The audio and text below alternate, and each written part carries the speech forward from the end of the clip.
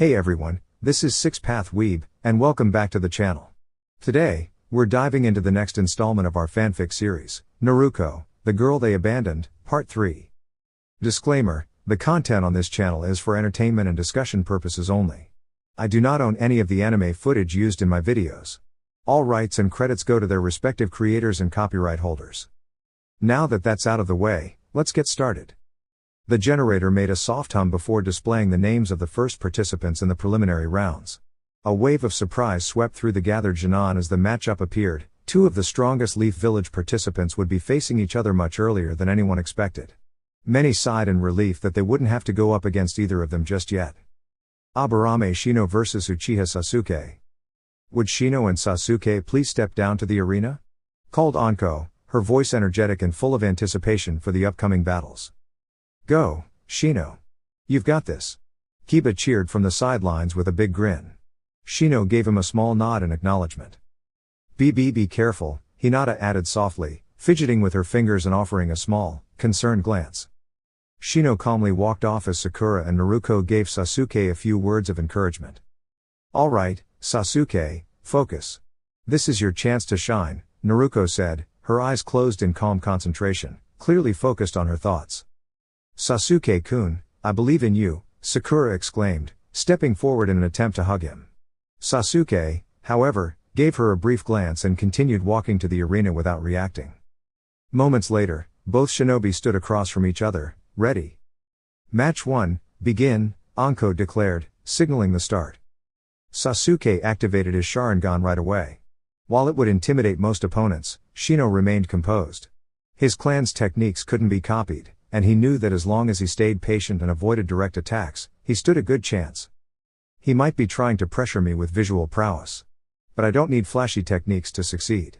I just have to stay calm and react smartly, Shino thought, recalling Sasuke's academy battle style. The two exchanged a quiet stare before Sasuke dashed forward, attempting a kick aimed at Shino's torso. Shino swiftly leapt back and released a few insects from his coat. Ew! Muttered Ino in surprise. Watch out for the bugs, Sasuke-kun. Don't let them trap you, Sakura shouted in concern. Sasuke pressed forward, aiming a series of quick punches and kicks, trying to overwhelm Shino before the insects could intervene. But Shino remained elusive, dodging with calculated steps. He's faster than expected. This might take more strategy than I thought, Sasuke mused as he retreated to avoid another wave of insects aiming for his legs. Seizing an opening, Shino advanced with a clean kick and then followed up with a punch. Sasuke dodged skillfully and distanced himself, forcing Shino to rely on his insects once again. Kaden, Gokakyu no Jutsu, Sasuke declared, sending a large fireball towards the bugs. The flame incinerated the insects and continued past them toward Shino, who dodged out of the way just in time.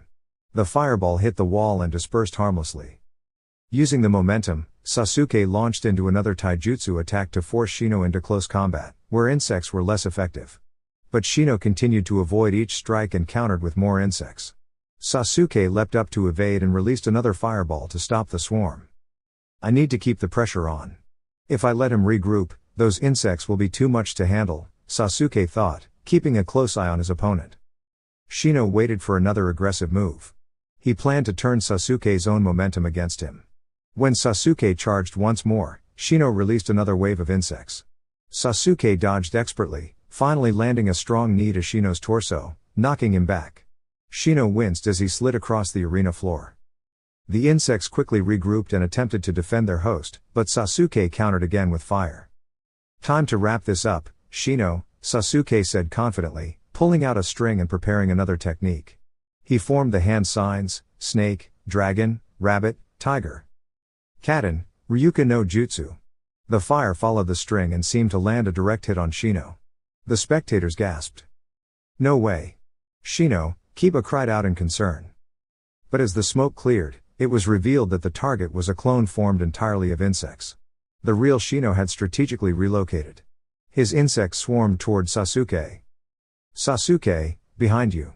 Sakura warned, but it was too late. Shino had successfully caught Sasuke by surprise.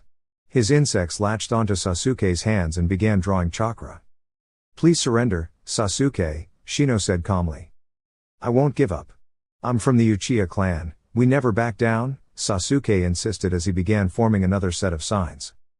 Katen, Gokakyu no Jutsu, he exclaimed once more, but with the insects attached, the jutsu backfired slightly, scorching his own hands. Sasuke cried out as the insects scattered to avoid the heat. Seeing the situation, Kakashi quickly intervened, using a water-style technique to safely extinguish the flames. Winner of the first match, Shino Aburame. Anko announced. Though she kept her tone professional, there was a hint of enthusiasm behind it. Back on the viewing platform, the other Genin looked on in disbelief. Sasuke, the top of the class, had been bested. Kiba was jumping in celebration. No way. He actually pulled it off, Kiba shouted, unable to contain his joy. Shino calmly returned to the upper platform, where Kiba pulled him into a congratulatory hug. Shino carefully restrained his insects, who were still sensing leftover chakra. Way to go, Shino. That was incredible. I knew you could do it. Kiba cheered. Let's keep the momentum. I believe Hinata and you will both win your matches too. Our team is the strongest here, Shino said with a rare, faint smile beneath his collar. Sakura stormed over, clearly upset. Don't act like it was such a big deal. Sasuke-kun just had a rough match. I bet you couldn't beat him if you tried, dog breath, she snapped. Sakura, maybe we should all calm down, Hinata said gently, trying to ease the tension. Kiba looked ready to respond, but Anko's voice cut through the chatter as she announced the next match. Meanwhile, Kakashi had quietly rejoined the viewing area and stood next to Kurenai. So, it seems my student came out on top this time, Kurenai said with a slight smile. Kakashi was about to reply when Naruko passed by and whispered something to Kurenai. Just so you know, I'm Kakashi's best student. Not Sasuke, Naruko said softly as she walked past, heading to get a better view of the matches after spending some quiet time gathering her thoughts. Kurenai chuckled to herself but didn't show it outwardly. She remembered a moment earlier. Flashback. She had seen a young Kunoichi in striking orange and red gear, clearly marked with a strong and confident presence. Her chakra had flared with intensity. I can sense it. Naruko's power. It's incredible, probably stronger than the rest of the rookie class. Maybe only Neji and Sasuke are close. Kurenai had approached Kakashi during a walk around the village. What are you two doing out here? She had asked casually. Kakashi had simply smiled. Just checking in on Naruko. She's been training hard on her own. She's progressing faster than I expected. I can tell. Hinata's had a crush on her for a while, you know, Kurenai remarked knowingly before heading off with a smile. End flashback. The idea of Naruko being considered Kakashi's top student was met with skepticism. She was always last in the rankings, someone muttered quietly. She probably won't make it past the first round. I hope one of my students gets matched with her, it'd be an easy advance. Kakashi noticed Kurenai's thoughtful expression and tried to guess what she might be thinking, but she kept a calm, unreadable face. Giving up, he turned his attention back to Anko, who was now standing near the board.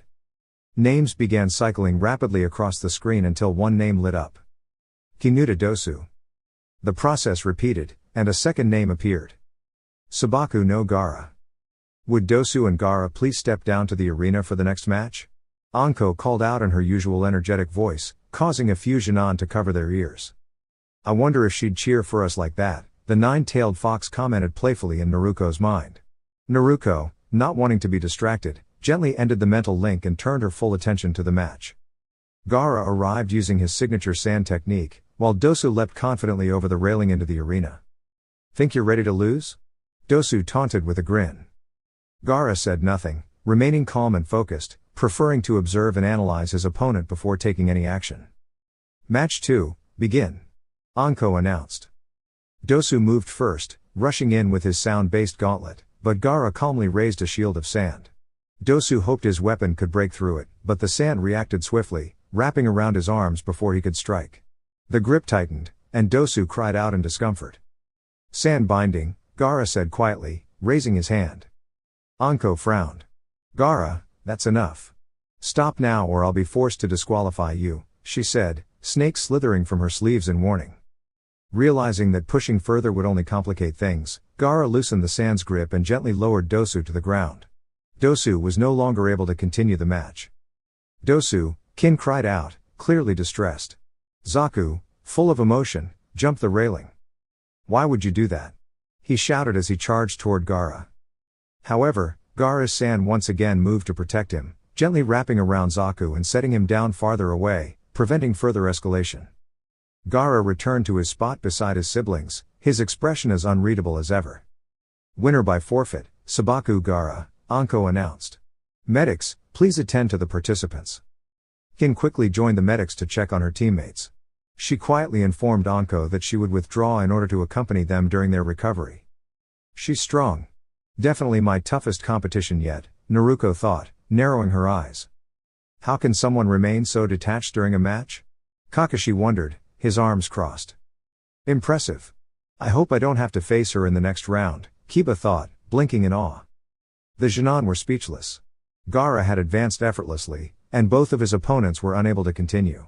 It was a dramatic moment that left everyone with a deep impression of his abilities.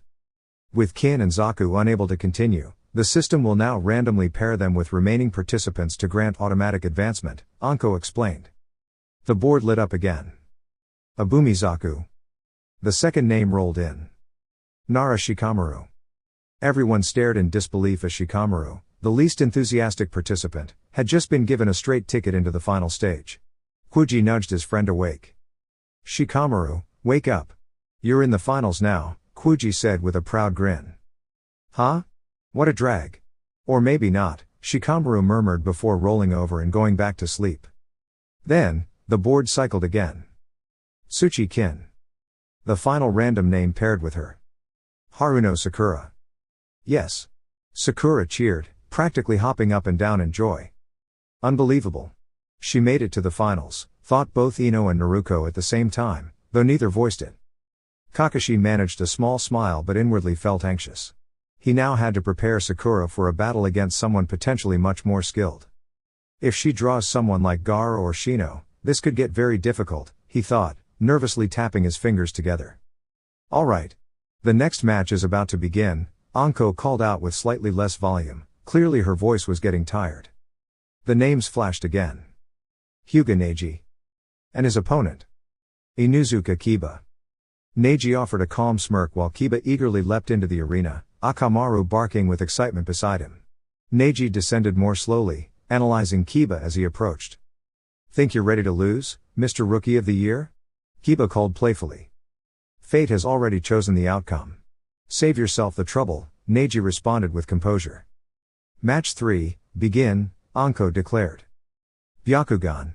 Neji activated his visual technique, allowing him to clearly see Kiba and Akamaru's chakra networks. Kiba wasted no time, attempting a direct physical attack. Neji stepped aside gracefully and countered with his signature gentle fist technique, though Kiba narrowly avoided the hit. Suddenly, Akamaru transformed into a second version of Kiba and stood beside him. Now there are two of us, Kiba declared triumphantly. There's no way you can handle both of us, added the transformed Akamaru. Neji studied them both carefully. If I disrupt the chakra flow in one, I'll know which is which. Once that happens, I'll act quickly. Yosh. Neji. Show your youthful spirit, shouted Guy from the sidelines, turning a few heads with his enthusiasm. And now Guy's joining in. I spoke too soon, Neji thought. Guy-sensei. Lee. Guy-sensei. Lee. There. A lot, Neji concluded, trying to focus. The two Kibas attacked together. One lunged at Neji with quick strikes, but Neji dodged and delivered a precise palm strike to the leg, slowing that Kiba's movements. The other Kiba followed up with more attacks. Despite the surprise, Neji was able to dodge and counter. However, the first Kiba, still limping, managed to sneak behind Neji and lightly grazed him from behind. Neji let out a small cry of discomfort but quickly regained his stance, brushing dirt from his sleeve. Still think you can handle two of us?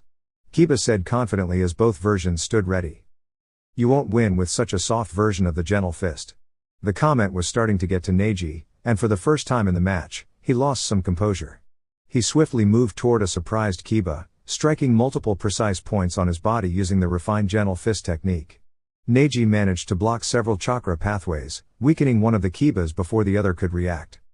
Alright, Neji is finally turning this around, thought Tenten, feeling proud to see her teammate performing with such skill. I don't know who to cheer for. My teammate or my cousin, Hinata thought, conflicted. Neji suddenly found himself between Kiba and his clone as they charged at him. With quick reflexes, he moved aside, causing both versions of Kiba to collide with each other. The unexpected move left both slightly stunned. Always thinking one step ahead. That's just like Neji, thought Guy, now calm after an earlier burst of energy with Lee. Neji then approached one of the Kibas with focus. The other rushed to intervene, but Neji anticipated it and gently pressed his palm to the clone's face, sending it tumbling through the air before softly landing on the ground and vanishing in a puff of smoke. It had been Akamaru all along. "So you're the real Kiba," said Neji, looking at him calmly. This isn't looking good for Kiba, Kurenai thought with concern. Kiba quickly got up and lunged forward, determined to keep fighting. He aimed for Neji's head, but Neji dodged smoothly. Kiba tried a combination of kicks and punches, all of which were gracefully avoided. He went for a strong strike, but Neji blocked it and used 2 fingers to tap a point on Kiba's neck, stunning him. Kiba fell to the ground, breathing heavily but conscious. "Winner of match 3, Neji Hyuga," announced Anko, her voice showing signs of strain. Neji turned and quietly made his way back to the spectator platform. Kiba recovered after a moment, picked up Akamaru, and headed back with dignity. He felt proud that they had performed well against a tough opponent. Well, Hinata is still in the matchups. Maybe she'll face Naruko or Ino next, that could go in her favor, thought Kurenai. Neji returned to the viewing area, greeted by cheers from Lee and Guy, and a smile from Tenten. He remained composed, choosing to study the remaining matches for insight into his future opponents. "The participants for the next match are being selected," Anko announced, mentally noting her voice was barely holding up. Sarutobi chuckled quietly at the whole situation. "Yamanaka Ino." The next name appeared. "Tamari." "Looks like Ino's going to have a tough time," thought Naruko, watching with interest. She was curious about the large fan Tamari carried, wondering how it was used in battle. Naruko had always been fascinated by unique tools and hoped to one day have her own signature weapon. "Would Tamari and Ino please come down to the arena?" Anko called. Tamari floated down, standing on her fan with grace, while Ino made her way down the steps. "Match 4, begin." Tamari immediately drew her fan, and Ino watched closely, curious about what it might do. Ino attempted her clan's mind-body switch technique, sending out her shadow, but Tamari quickly jumped out of the way and opened one section of her fan, creating a gust of wind that blew toward Ino. Thankfully, it was only a light burst, and Ino managed to shield herself just in time. She returned her focus and threw 2 kunai, but Tamari opened her fan wider, now revealing 2 moons, and easily deflected the weapons with another burst of wind. Ino realized that the fan's power increased with each moon it displayed. There were 3 total. She tossed several shuriken, but again, Tamari's second-level wind deflection blocked them with ease. Determined to close the distance, Ino charged with a kunai. Tamari, expecting this, gave a small smile and opened her fan fully, all 3 moons visible, and generated a powerful wind that gently lifted Ino off her feet and into the wall behind her. Ino lost consciousness from the impact. Winner by knockout, Tamari. Tamari used her wind to glide gracefully back to her team. "Nice work, Tamari," Kankuro said with a grin. "Thanks. Now it's your turn. Let's get to the finals together," she said, placing a supportive hand on his shoulder. "I wonder who I'll go up against," Kankuro mused. "Doesn't matter, we've got this," Tamari replied confidently. "Yeah, none of the remaining fighters are going to stop us," Kankuro added with a confident smile. Asuma gently carried Ino back to the walkway and sat her against the wall to rest. She was unconscious, but stable and would wake up shortly. "I figured that might happen. That Tamari is one tricky kunoichi," thought Shikamaru, now fully awake, thanks to Kuji nudging him earlier.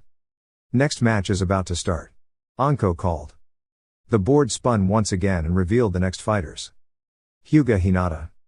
And then Uzumaki Naruko. The room quieted for a moment.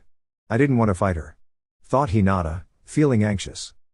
Some of the Jinan chuckled at the matchup, as Hinata clearly had a strong emotional connection to Naruko. "This should be an easy match," thought Kurenai. "Ah, Naruko's finally up, this will be interesting," someone nearby commented. "Would Naruko and Hinata please come down here?" Anko said. Hinata walked down the stairs, a bit nervous but encouraged by her teammates and sensei. "You've got this, Hinata," said Kurenai with a supportive smile. She was at the bottom of the class. "You'll be fine," Kiba added, giving her a reassuring pat on the back. Shino remained quiet. "I can sense it. Naruko is much stronger now. Possibly even stronger than I am." But I won't say anything, Hinata doesn't need extra pressure. Naruko jumped down confidently, smiling up at the spectators. Funny how they used to look down on me. And now they still are, just from the walkway. Time to show them how much I've grown, Naruko thought, determined to prove herself. Hinata finally reached the arena floor, fidgeting slightly with her hands. Are you ready, Hinata? Only time will tell, Neji thought, observing closely. Hinata's totally making it to the finals along with me and Temari, thought Sakura with pride. Suddenly, Kakashi appeared beside Kurenai, startling her. Let's make a bet, he said with a lighthearted smile. If Naruko wins, you go on a date with me. If she doesn't, I promise to stop asking. Deal, Kurenai said with a smirk. Don't get your hopes up. Kakashi puffed away and reappeared near Sakura, suppressing a grin. Match 5, begin. Don't worry, Hinata, Naruko said calmly. Just give it your best. That's all that matters. Hinata hesitated, unsure of how to begin the match. Are you worried about hurting your dear Naruko-chan? Hinata asked with a soft blush on her cheeks, her voice gentle yet uncertain. Naruko stood calmly, her expression unreadable. I don't have any special feelings for you or anyone else here. Back then, no one stood beside me. Not during training, not during lessons. And you, Hinata. You could have tried, but you didn't. You chose to stay silent. You let fear stop you. That's not strength. Her voice remained steady, without anger or cruelty, just firm conviction. Sakura looked on with disbelief. There's no way she can win. She was always last in class, she thought, doubt flickering in her eyes. Hey Naruko, stop pretending you're better than Hinata. Just start the match already. Kiba called out, trying to sound confident. Naruko turned to him, her tone calm. If you're looking for a match, I'm ready anytime. Without further words, Naruko swiftly formed hand signs. Wind style, great breakthrough. She called out. A strong gust of wind surged forward, kicking up dust and leaves as it rushed toward Hinata. She braced herself with her arms, but the wind pushed her back, knocking her off balance and gently onto the ground. Seeing an opening, Naruko moved in. With swift precision, she tapped Hinata's shoulder, surprising her. Hinata stumbled backward and landed softly. Spectators watched in stunned silence, surprised by Naruko's control and strength. I thought Kakashi was exaggerating, but Naruko's really improved, Sakura admitted inwardly. Shadow clone jutsu, Naruko declared, and 2 identical copies of her appeared beside her. Together, they moved in a choreographed pattern, surrounding Hinata. One clone supported Hinata gently as she floated down, and the other guided her descent, keeping her from falling harshly. The clones vanished, their purpose served. Hinata was gently placed on the ground, temporarily winded but safe. Winner of match 5, Naruko Uzumaki, Anko announced, her voice steady, though clearly surprised. Naruko walked calmly toward Hinata. She looked at her silently, then turned without a word. That was unexpected, Kurenai said, stepping protectively between her student and Naruko. Naruko leaned in close to whisper something to Kurenai, but it was too soft for others to hear. With a confident yet respectful nod, she walked away. Kurenai carefully helped Hinata sit up. Though winded and clearly exhausted, she was okay. The medical team arrived quickly to help her recover. Naruko's strength and precision. I didn't expect that, Sakura thought, unsure of what to feel. Around the arena, people were shocked but not afraid. They had seen determination and skill, not cruelty. Among them, one red-haired Janan watched with particular interest. I see that strength. That drive. It's familiar to me, Gaara thought quietly. Elsewhere, Naruko quietly connected with the presence inside her. So, QB. Was that good enough? She asked inwardly. Well done, little one, QB replied. You're learning to show your strength without losing yourself. That's the way to go. 15 minutes later. Hey, Naruko, wake up. It's time to draw for the final stage brackets, Kakashi said gently. Naruko blinked open one eye and looked toward the others gathering near Anko. What did I miss? She asked. Lee won against Kuji using his incredible speed, and Kankuro used his puppets to win against Tenten. She's recovering in the medical room now, Kakashi replied. Naruko joined the other finalists as they stood ready to draw numbers. You are the 9 participants moving on to the final round of the Chunin exams, Anko announced. You'll each draw a number from this sack. Some of you may get a small advantage in the match schedule. This is going to be a bit of a hassle, Shikamaru muttered as he reached into the sack with a yawn. Everyone drew their numbers. Some looked pleased, others remained neutral. The match board lit up. Bracket 1. Match 1, Kankuro vs Rock Lee. Match 2, Haruno Sakura vs Uzumaki Naruko. Bracket 2. Match 1, Gaara of the Sand vs Hyuga Neji. Match 2, Tamari vs winner of Shino Aburame, Shikamaru Nara. Two of us have to go twice before we even reach the top 8. Troublesome, thought Shikamaru, frowning. So, my first match is against Sakura. I guess I'll just have to show what I've learned, thought Naruko, feeling a slight flutter of excitement. Naruko's on the other side of the bracket. I might see her in the finals, Gaara mused. Alright, Anko continued. You now have 30 days to prepare. Train well. The final stage of the Chunin exams is your chance to show the world what you've got. The Genin nodded, some more confident than others. One by one, they walked off with their sensei's, determination in their eyes and new goals in their hearts. Sakura paused, staring at Naruko. Something about her had changed. And she knew this next fight wouldn't be easy. Why do I get the uneasy feeling that she might outperform me during the exams? Maybe I should try being friendlier, Sakura thought to herself. Hey Naruko, how about we go out for some ramen? My treat, Sakura asked, hoping it would help ease any tension. Naruko smiled slightly to herself. In the past, she would have eagerly accepted the offer. But lately, something had changed. Her focus had sharpened, her dream of becoming a skilled Chunin and eventually Hokage had taken priority. She wasn't ignoring people around her, but her determination to succeed had grown stronger than ever. She still cared about some of her peers and hoped to build a few strong friendships, but her goals came first. With that thought in mind, Naruko leapt away from Kakashi and Sakura, heading back to her home for rest and reflection. So, Sensei, who are you planning to train? Sakura asked curiously. I'll be training Naruko in the mornings and you in the afternoons, Kakashi replied with a cheerful smile. That way, I can make sure both of you receive equal attention and guidance. Sakura wasn't thrilled by the arrangement. She had hoped to receive more of Kakashi's time and focus, especially since she considered herself a consistent part of the original team, unlike Naruko, who often trained independently. Well, Sakura, I have to go now, I've got a day to plan for tomorrow, Kakashi added with a grin, clearly thinking of something amusing. With that, he disappeared in a puff of smoke. I wonder who the lucky person is? Sakura mused, imagining Kakashi's idea of a date.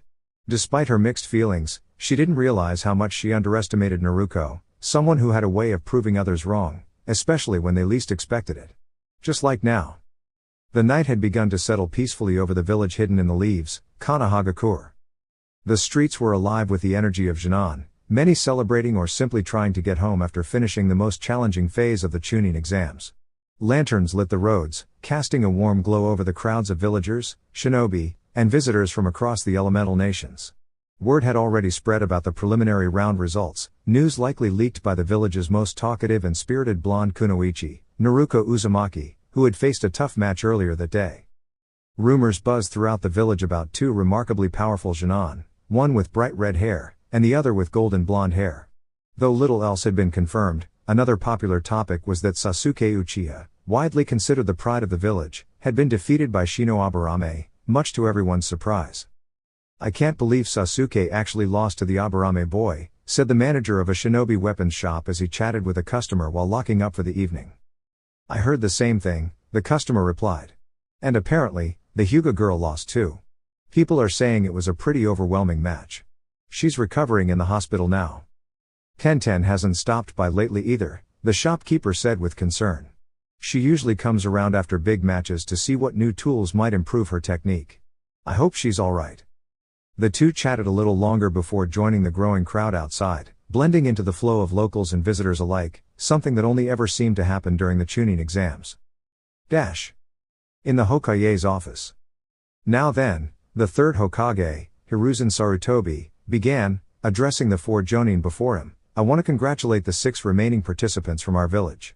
You've all done well guiding them this far. However, the final stage of the exams approaches, and we must prepare them accordingly. He paused, folding his hands in thought. You each may only train one Genin directly. That means both Kakashi and Guy will need to make a decision. No exceptions. Guy leapt into the conversation with his usual energy. Understood, Hokage-sama. Neji will be training with his clan, so I am free to focus elsewhere. The others winced slightly at his volume but continued listening. Hiruzen turned to Kakashi next. You have both Sakura and Naruko in the final round. Who will you train? And more importantly, how will the other continue progressing without being left behind? I will not allow any student to be neglected. Kakashi remained silent, deep in thought. Naruko. She's easily one of the strongest Jonin among the finalists. She's grown a lot, but she's also been more withdrawn lately. I want to understand what's causing her change in demeanor. On the other hand, Sakura has potential too, but compared to the others, she's still finding her footing. And she's scheduled to face Naruko first. His thoughts continued, weighing each possibility carefully. If I train Naruko, I may help her through whatever internal battles she's facing. But if I train Sakura, I can help her catch up and prepare for a tough match. The Hokage's voice broke his thoughts. You have until tomorrow to make your decision, Kakashi. But be clear, I will not allow one student to be sidelined for another. Is that understood?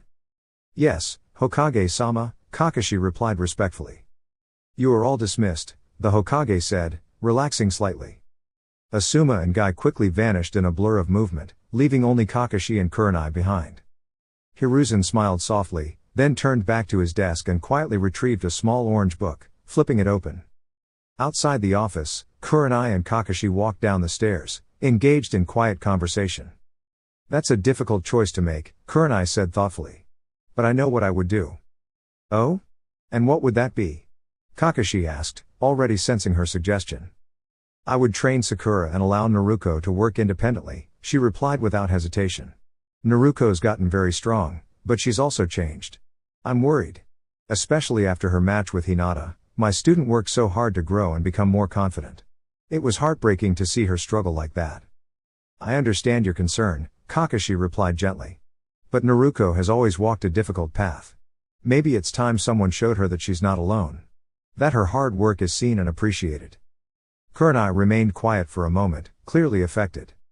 Kakashi continued, I'll speak to her tomorrow. I think it's important we don't give up on her, no matter how strong she appears on the outside. She's still the same girl who dreamed of being acknowledged and making friends.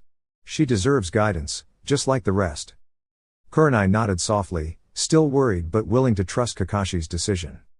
The two walked silently through the village as the stars began to shine above them, each lost in thought about the students they had sworn to protect and guide into the future. Outside the Hokage Tower, evening in Konoha.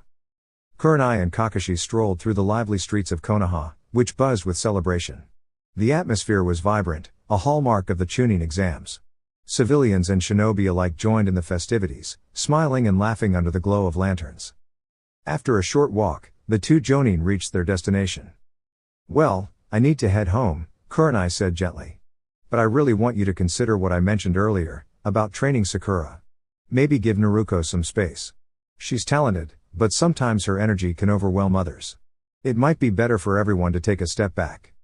She smiled softly. Anyway, I'll see you tomorrow night for our dinner. I need to get some rest so I can check on Hinata at the hospital in the morning. She'll need a friendly face when she wakes up.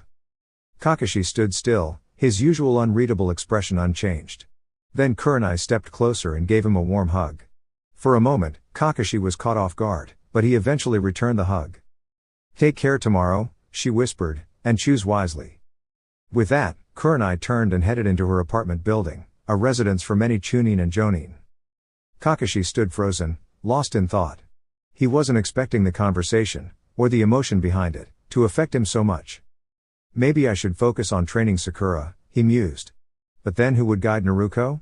She's strong, stronger than most Chunin. Finding the right mentor for her won't be easy, Kakashi sighed, borrowing a phrase from the Nara clan in his mind. This is turning out to be quite a puzzle. He then turned and started walking home, using the quiet to think about what lay ahead. 11 p.m., atop the 4th Hokage's monument.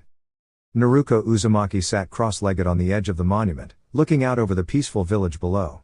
The wind tugged gently at her spiky blonde hair. So, what do you think about how I did today, Kyubi? Naruko asked curiously, waiting for the response from within. You did well, the nine-tailed fox replied, his voice gruff but calm. But seriously. Did you have to sit on his head? Of all four Hokage, why him? Because it's peaceful up here, Naruko said with a shrug. And maybe part of me just wants to face the past. Kyuubi grumbled but didn't argue further. So, how should I plan my training for the Chunin exam finals? Naruko asked. You'll likely be training under Kakashi, Kyuubi answered. Sakura too. But even with that, you should consider some independent training. It won't be easy, especially with competitors like Gaara. That reminds me, Naruko said thoughtfully. I want to talk to Gaara before the final stage starts. Why would you want to do that? Kyuubi questioned. That one. He has a dark presence. There's something important we share, Naruko said gently. You must have noticed it too. He's like me, a Jinchuriki. But I think he's had a much harder time. Kyuubi was silent for a moment. So you figured it out, then? Yes, Naruko replied. Which tailed beast does he have? He carries Shukaku, the one tail, Kyuubi explained. That explains the sand and those raccoon-like eyes. Shukaku controls sand with ease, both for protection and offense. And while it's only a one-tailed beast, its power is dangerous when combined with Gaara's own skills. I wouldn't underestimate him. That gourd on his back, that's Shukaku's sand, right? Correct. Gaara may also have a natural wind affinity, which makes the sand even more versatile. If that's the case, things could get challenging. You might even need to borrow my strength. Naruko nodded quietly. Then it's all the more reason to meet with him. I need to understand what I'm up against, and maybe help him understand too. With that, she gracefully leapt from the monument and landed on the path leading back into the heart of the village. Before she descended fully, she spotted a familiar silhouette on a nearby rooftop, black clothing, and a gourd strapped to the back. It was Gaara. I'll talk to you soon, Gaara, Naruko thought. When the time is right. The next morning, Training Ground 7. Sakura Haruno arrived early, mentally preparing herself for the important day ahead. Though she was determined, part of her was nervous. She suspected Kakashi-sensei would be late as usual. I wonder just how strong Naruko really is, Sakura pondered. I've seen glimpses. But it's hard to gauge. Inner Sakura chimed in enthusiastically. Doesn't matter. Love always wins. We'll show Sasuke that we're the better partner than Naruko. Shanaro. Still, part of her hoped Naruko might go easy on her, especially given the feelings Naruko had shown back in the academy. Suddenly, a strange pressure settled over the training ground, something heavy and intense. Sakura's eyes widened. That's not Kakashi. This energy feels way too strong and serious, she thought. Kakashi might be carefree at times, but not like this. The presence grew stronger, and a figure came into view, dressed in black, with unmistakable spiky blonde hair. It was Naruko. Without a word, Naruko walked past Sakura and sat at the base of a tree, eyes closed, meditating in calm silence. Yet the energy around her remained powerful, almost overwhelming. Sakura found herself frozen in place, unsure of how to react. What is this feeling? Sakura thought, stunned. It's not evil. But it's intense. It's like she's letting her energy flow on purpose. Even inner Sakura had nothing to say, silenced by the sheer presence Naruko carried. 15 minutes passed before Kakashi finally arrived, casually waving. Hey everyone. Sorry I'm late, he said with a playful smile. I got caught helping someone with groceries. It was the right thing to do. He expected to hear some teasing or complaints, especially from Sakura. But the silence surprised him. Sakura? Are you all right? He asked, concerned by her expression. I'm fine, Kakashi-sensei, she replied, forcing a small smile. Just ready to get started. She glanced at Naruko, who hadn't moved. For a moment, Sakura thought she saw a confident smile flicker across Naruko's face. Well then, Kakashi said, trying to lighten the mood. Let's begin. Training Ground 7. Kakashi had split up his students for the day. He told Naruko to spar with her shadow clones to work on her weaknesses, and she did just that, determined to gain the one thing she lacked during the preliminaries, experience. Meanwhile, Kakashi was working with Sakura on a set of taijutsu techniques. He reasoned that if Sakura could keep a fight focused on taijutsu, she wouldn't struggle too much. Kakashi wasn't particularly skilled in genjutsu, so Sakura would need to work on that herself if she wanted to challenge Naruko, who had difficulty detecting and dispelling illusions.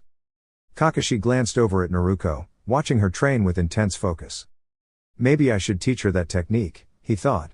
If she's going to rely on shadow clones, it could be useful. It complements her style, she wouldn't even need to move much during a fight. She could adapt her strength depending on how much chakra she wants to use. Sakura, meanwhile, was taking a short break. Learning new taijutsu forms was exhausting, and Kakashi found himself admiring Naruko's exceptional stamina. Naruko could train for hours without needing rest. Still, Kakashi remained deep in thought. If I trained Sakura, I could help her become a well-rounded kunoichi.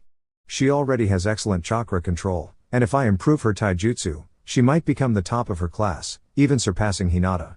But I don't know how quickly she can learn and apply new skills.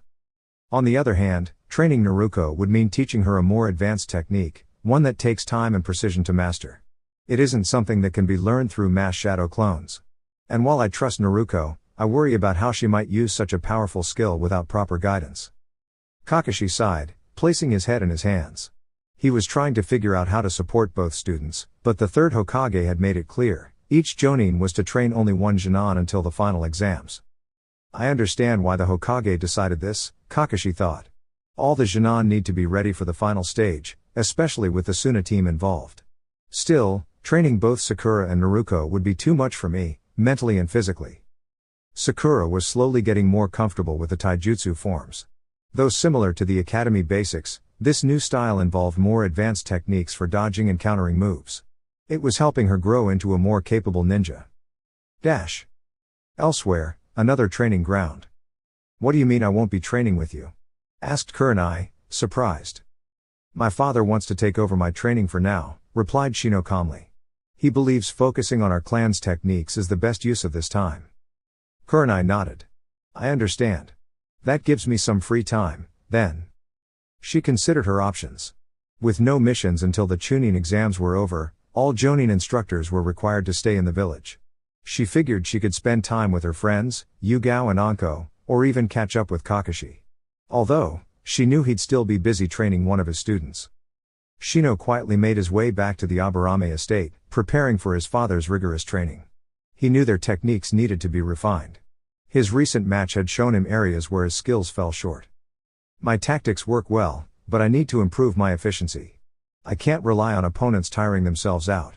And I doubt I'd be able to outmaneuver someone like Shikamaru, he's too clever for simple traps, he thought.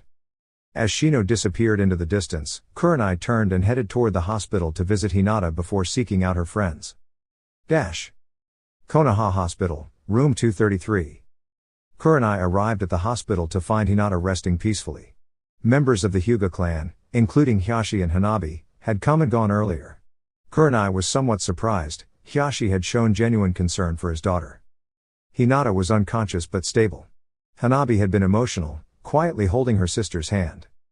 Kurenai sat beside Hinata's bed, speaking softly.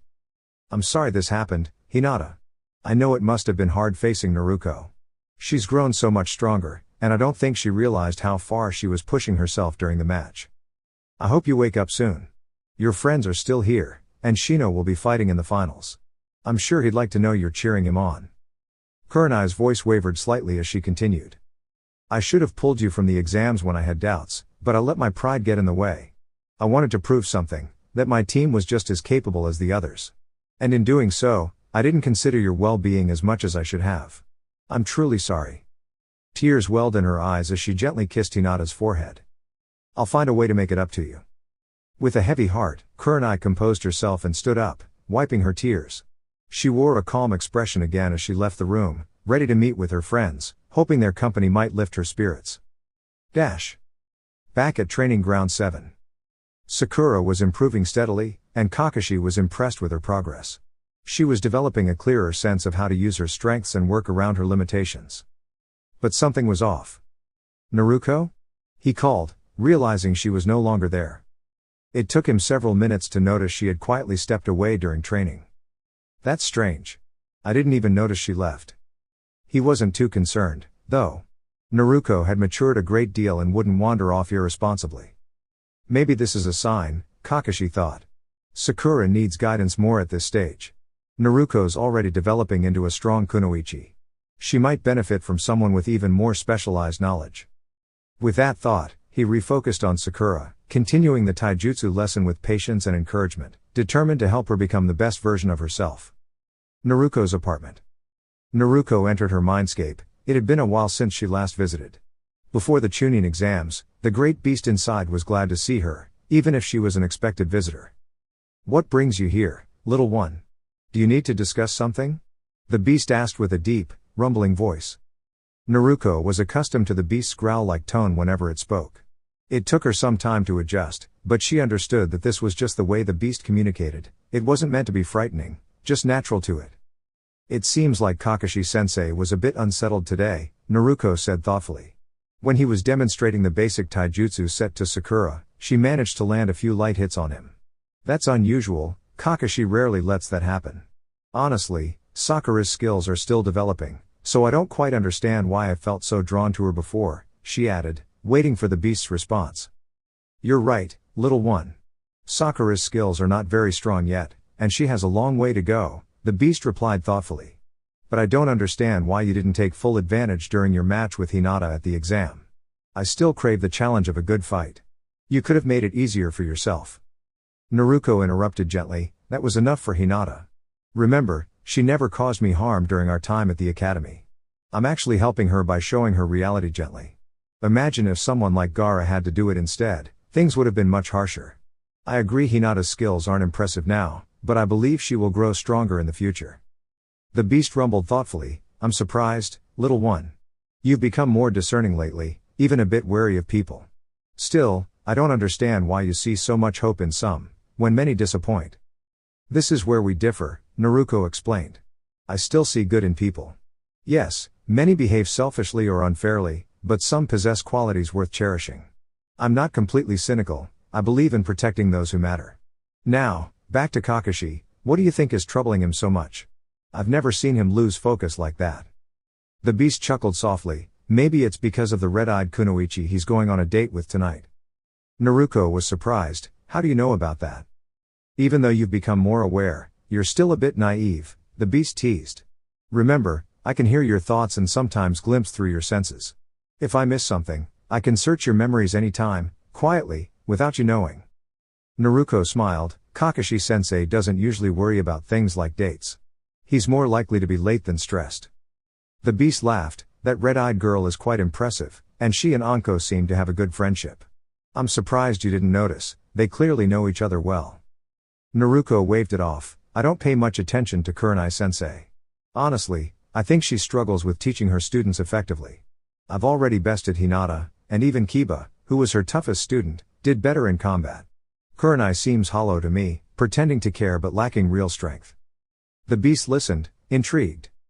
Naruko continued, "She underestimates me and doesn't take my matches seriously.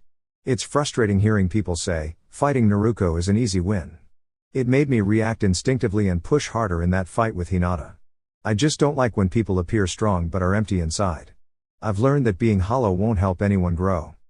She recalled her personal mission, to always protect those she cared about, especially her mentors and friends. The beast softened, "It's okay, Naruko. Letting out these feelings helps. But remember, you don't need to be harsh to those around you. You have a future to build, with people who matter." Naruko nodded. "The villagers don't understand me. They often ignore or mock me because of what I carry inside. But all the hardships were worth it because I found you, you've become my closest companion." The beast was genuinely surprised. It had never heard such heartfelt thoughts before. "You're serious?" the beast asked. "You have many friends, Uchiha, Hinata, Kakashi, Iruka, Anko, and Sarutobi, and yet you consider me your best friend?" Naruko smiled softly, "Yes. Those friends have helped me greatly, but you showed me a different perspective. You helped me understand that being a shinobi is about more than just duty to the village, it's about protecting what's precious to you. I'm grateful for that." The beast responded warmly, "I'm honored. I may seem harsh sometimes, but I'm with you all the way. When you grow stronger, I grow stronger.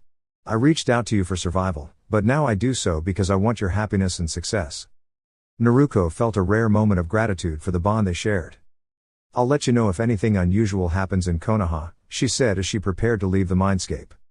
With that, Naruko stepped away, and the great beast settled back into the depths of her being, ever ready to protect her. Bookstore.